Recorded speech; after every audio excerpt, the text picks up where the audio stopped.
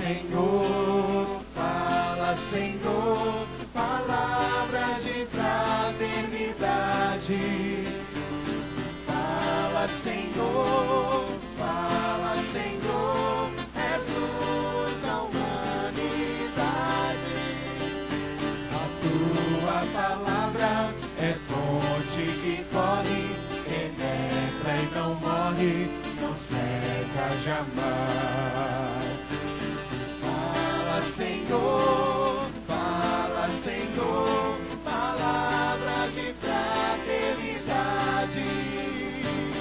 Fala, Senhor, és luz da humanidade. O Senhor esteja convosco. Ele está no meio de nós.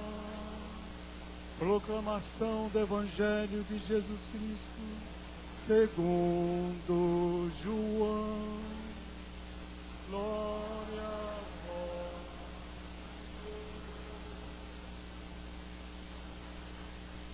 Estava próxima a Páscoa dos judeus e Jesus subiu a Jerusalém.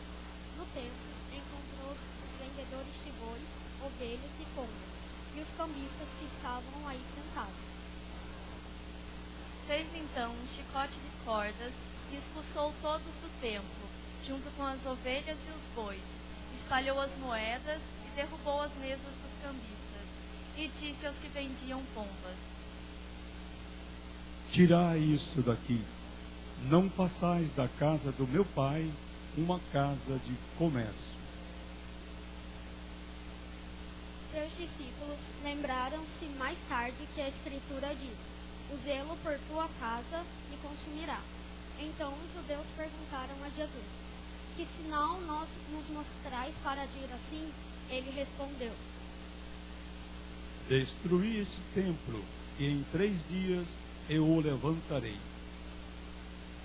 Os judeus disseram: 40 anos foram precisos para a construção deste santuário, e tu o levantarás em 3 dias? Mas Jesus estava falando do templo do seu corpo. Quando Jesus ressuscitou, os discípulos lembraram-se do que ele tinha dito e acreditaram na Escritura e na palavra dele. Jesus estava em Jerusalém durante a festa da Páscoa. Vendo os sinais que realizava, muitos creram no seu nome. Mas Jesus não lhes dava crédito, pois ele conhecia a todos e não precisava do testemunho de ninguém acerca do ser humano, porque ele conhecia o homem por dentro. Palavra da salvação. Glória a vós, Senhor.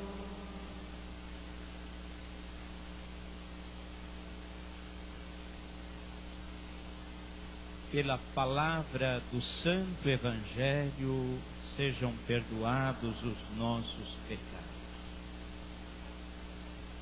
Esta primeira leitura que nós acabamos de ouvir é algo que lá na nossa catequese, ou as crianças que já estão fazendo a catequese, com certeza vai ouvir muito sobre os mandamentos, as palavras de Deus que ajudam a pessoa a viver melhor.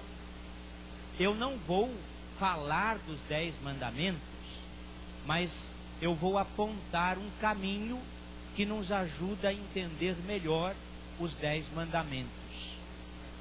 Imagine o seguinte: quando você precisa chegar a um determinado lugar e você vai de carro, que hoje quase todo mundo tem carro, de repente você não tem um mapa com você, e muito menos GPS, e você precisa se orientar pelas placas. As placas com os nomes das ruas, os nomes das cidades, aonde você precisa chegar. Eu queria fazer essa seguinte comparação. Os mandamentos que são apresentados para nós, eles são placas indicativas, aonde você, seguindo cada uma delas, e procurando obedecer cada placa que vai sendo indicada para nós, é uma certeza de que eu vou chegar num destino certo. Bom, como é que isso se aplica a nós? É muito simples. Para onde estamos indo? Desde quando nascemos, para onde nós estamos indo? Para onde? Desde quando nascemos, caminhamos para onde? Para a morte. Nós que somos cristãos, nós não acreditamos que quando nascemos já caminhamos para a morte, mas caminhamos para a vida eterna. Caminhamos para estar de uma forma definitiva na presença de Deus. Esse é o nosso destino final, estar de uma forma plena na presença de Deus. Para chegarmos lá e chegarmos bem, nós precisamos fazer o quê? Seguir as placas. E as placas são o quê? São os 10 mandamentos. Olha que coisa bonita. E aí nós começamos a entender o seguinte: os 10 mandamentos não é uma coisa imposta, não é uma coisa dura, não é uma coisa que tira a nossa liberdade e tira a nossa felicidade. Pelo contrário, quem segue os mandamentos será sempre muito livre. E quem segue os mandamentos será sempre muito feliz.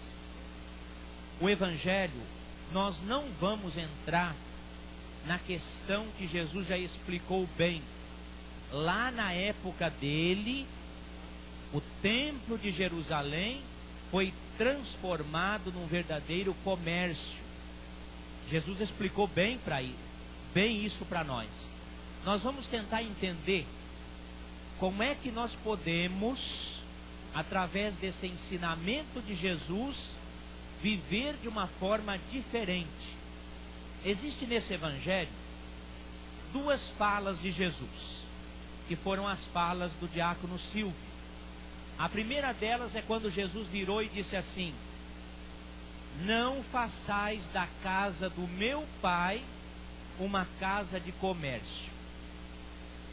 Jesus, ele está dizendo que ele não é contra o templo de Jerusalém, mas ele é contra o que se transformou o templo de Jerusalém. São coisas diferentes. Trazendo para a nossa realidade, ter uma casa como esta, ter um templo como este, é importante. É importante ter uma igreja acolhedora, é importante aonde as pessoas possam vir à missa, se sentar, rezar bem. Isso é importante. E Jesus, ele não é contra nós termos um templo, uma igreja aonde a gente possa rezar. Agora, ele é contra que essa igreja, esse santuário, não ajude as pessoas a se encontrar com o Pai.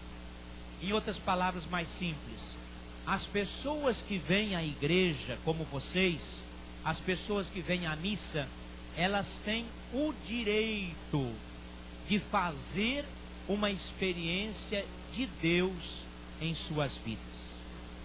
As pessoas, vocês, têm o direito, por causa do templo, por causa da liturgia da palavra, por causa da equipe de canto, que sempre ajuda na liturgia, que cada pessoa faça o quê?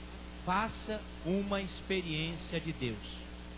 Se essa experiência de Deus não está acontecendo, tem alguma coisa errada. E aí todos nós precisamos nos questionar. Eu preciso me questionar, vocês precisam se questionar, se a casa de Deus não está se transformando, como Jesus vai dizer numa segunda fala, casa de oração, encontro com Deus. A segundo momento da fala de Jesus, ele vai dizer assim: olha, destrua tudo isso daqui, e em 3 dias eu vou reerguer. Isso com certeza lá na época dele escandalizou, porque foram 46 anos para construir aquele templo. Vem alguém e vai dizer assim: pode destruir, em 3 dias eu vou levantar de novo. Jesus está falando de quê? Jesus está falando dele, está falando dele como sendo o templo vivo. Aqui fica bem claro para nós, a igreja é muito importante, a igreja pedra. Mais importante do que a igreja pedra é a igreja templo de Cristo, ou seja, a presença dele mesmo. É ele presente na sua igreja. É muito bonito, porque nos leva a um seguinte questionamento: eu consigo, nas missas de domingo que eu vou, na minha comunidade, eu consigo sentir Cristo? Eu consigo experimentar Cristo de modo muito especial na Eucaristia? Eu não sei se vocês sabem, mas repito, os lugares mais importantes da igreja, vamos deixar de lado um pouquinho o sacrário, mas dentro do corpo da igreja, os lugares mais importantes é exatamente o altar e a mesa da palavra. Nós acreditamos que aqui está Cristo vivo, templo do Pai, Jesus Cristo. Será que ao vir à missa eu faço essa experiência de Jesus na minha vida? Ou a religião nada mais é do que um verdadeiro mercado? E se for, nós precisamos questionar e mudar completamente. Se a missa, a Eucaristia, não nos faz fazer uma experiência pessoal de Deus, precisamos rever tudo que nós fazemos, do jeito que nós fazemos e do modo como nós fazemos, porque não estamos fazendo a vontade de Deus, muito menos a vontade de Jesus. Aqui, é claro, se aplica também a própria catequese. O que é a catequese? Aos catequistas que têm um carinho muito grande pelo trabalho, o que é a catequese, afinal? Ensinar doutrina? O que é a catequese? A não ser aquela mesma experiência que os apóstolos tiveram ao lado de Jesus. Lá, ao lado de Jesus, eles tiveram experiência pessoal dele, porque estava com ele, ouvia, convivia, conhecia, amava. A catequese deve ser a mesma coisa. Um tempo onde as crianças estão mais próximas dos catequistas, das catequistas, para fazer o quê? Para fazer uma experiência de Jesus. Aqui não precisa nem dizer a responsabilidade, né, de cada catequista. Puxa vida, através de mim, essas crianças precisam fazer a experiência de Jesus. Como a responsabilidade do padre, através de mim, as pessoas têm o direito de fazer a experiência de Jesus. Eu não digo para vocês que não seja um grande desafio, como também o pai e a mãe, né? Lá em casa, através do pai e da mãe, os filhos são chamados a fazer uma experiência de Jesus. Por isso que quando a gente escuta esse evangelho, não é um relato histórico do que aconteceu lá em Jerusalém, mas é algo tão presente na nossa vida, algo tão próximo de nós e algo muito questionador. A minha fé e a minha busca por Deus, ela tem me ajudado a ser uma pessoa mais feliz, mais realizada, ou simplesmente a religião, a fé que eu tenho é algo opressor, que me atrapalha, que me impede de ser uma pessoa feliz?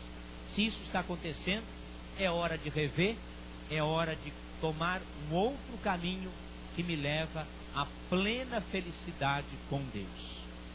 Para terminar, questionamos muito tantas coisas, e é bom que se questione, mas será que eu também sou capaz de sempre me questionar? Onde estou, por que estou, o que faço, como faço? Será também que não é bom de vez em quando cada pessoa se questionar? Aí eu tenho certeza que as experiências de Deus serão também de forma bastante diferente.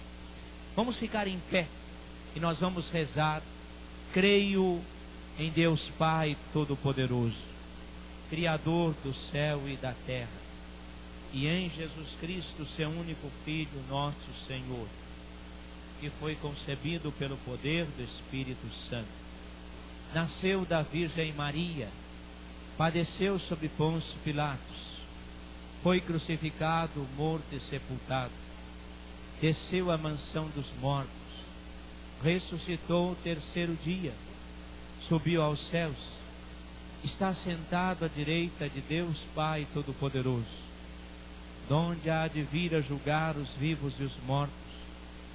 Creio no Espírito Santo, na Santa Igreja Católica, na comunhão dos santos, na remissão dos pecados, na ressurreição da carne, na vida eterna. Vamos apresentar a Deus os nossos pedidos, as nossas preces.